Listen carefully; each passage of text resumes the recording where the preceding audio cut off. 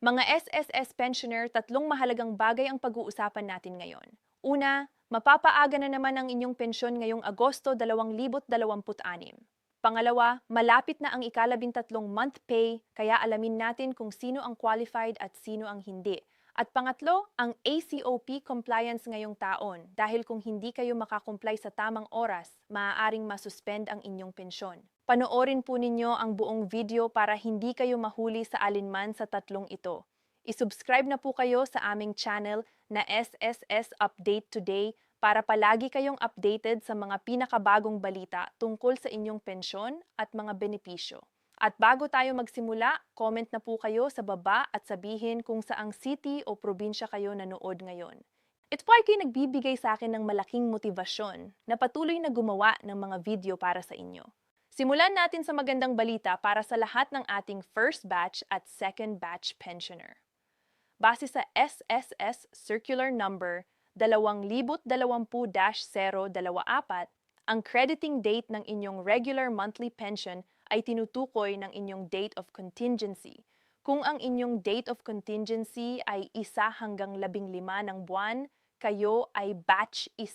At ang inyong regular crediting date ay tuwing unang araw ng buwan.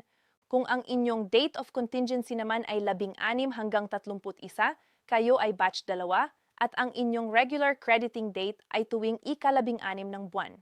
Ngunit malinaw sa parehong circular, kung ang crediting date ay mahuhulog sa Sabado, Linggo o holiday, ang pensyon ay ilalabas na sa huling working day bago ang araw na iyon.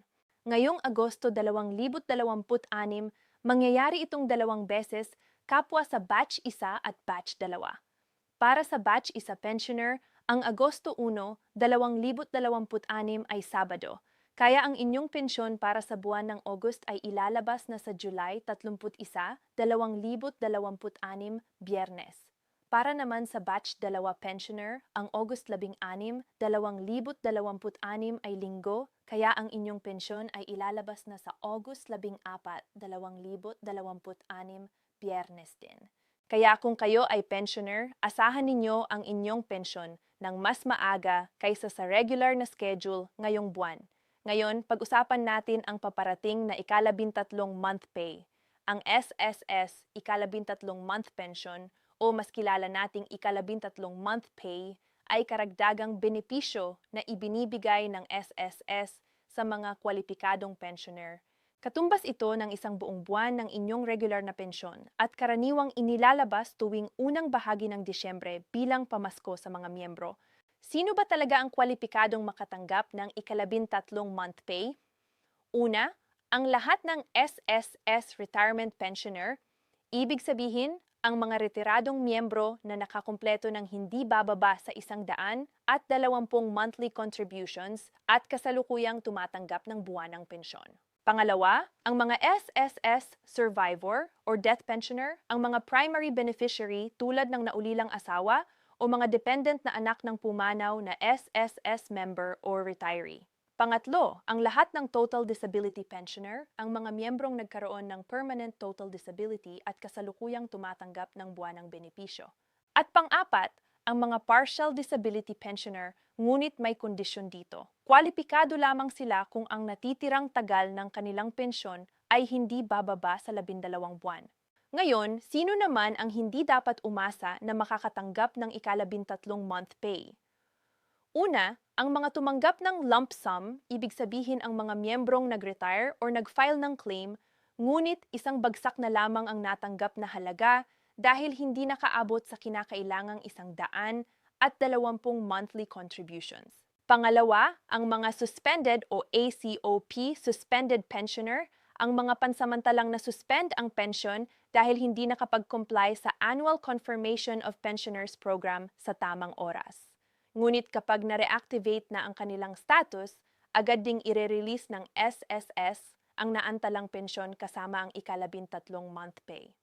Pangatlo, ang mga partial disability pensioner na mas mababa sa 12 buwan ang natitirang duration ng kanilang pensyon. At iba pang mga kaso na tutukuyin pa ng SSS matapos ang kanilang verification process.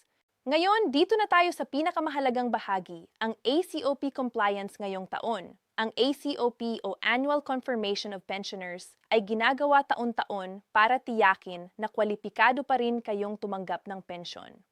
Ayon sa kasalukuyang patakaran ng SSS, kung kayo ay retirement pensioner na nakatira sa Pilipinas at 80 years old pataas, kailangan ninyong mag-comply ng ACOP taon-taon tuwing buwan ng inyong kaarawan.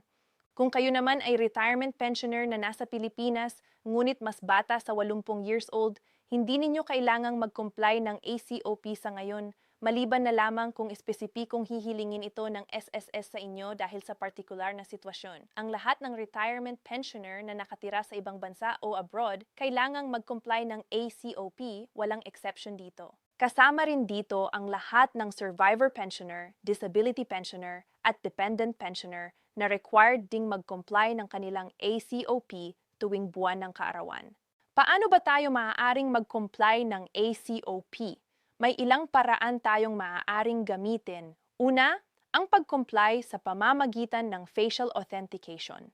Kung kayo ay may PhilSys or National ID na nakalink sa inyong SSS account, maaari kayong direktang mag-comply sa SSS member portal gamit ang online facial verification, kaya hindi na kayo kailangang pumunta pa ng personal.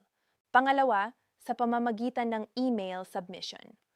Maaari kayong mag-email ng scan copy ng inyong nasagutang ACOP form, isang primary ID o dalawang secondary ID, at isang chest level na larawan na hawak ninyo ang pinakabagong pahayagan o kaya naman ay katabi ang isang TV na nagpapakita ng live news na may petsa. Pangatlo, sa pamamagitan ng video conference, particular para sa mga overseas o OFW pensioner.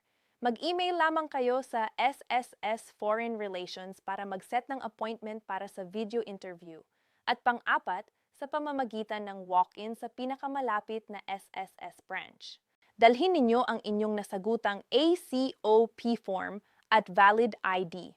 Maaari ring pumunta ang inyong authorized representative kung hindi na kayo makakalabas ng personal. Mahalagang tandaan, ang hindi pagko-comply ng ACOP sa tamang panahon ay magreresulta sa automatikong suspension ng inyong buwanang pensyon karaniwang 1 buwan pagkatapos ng inyong birth month. Kaya kung kayo o ang inyong kamag-anak ay kabilang sa mga kailangang mag-comply, huwag ninyong ipagpaliban ito. Bilang huling paalala, kung sakaling wala kayong natanggap na pensyon sa inyong inaasahang schedule, agad ninyo itong i-report sa SSS Hotline 1455 para malaman kaagad kung ano ang naging problema at maayos ito agad. I-subscribe na sa aming channel na SSS Update Today para palagi kayong updated at para mas mabilis na makuha ang aming susunod na video na puno ng mahahalagang impormasyon para sa inyo.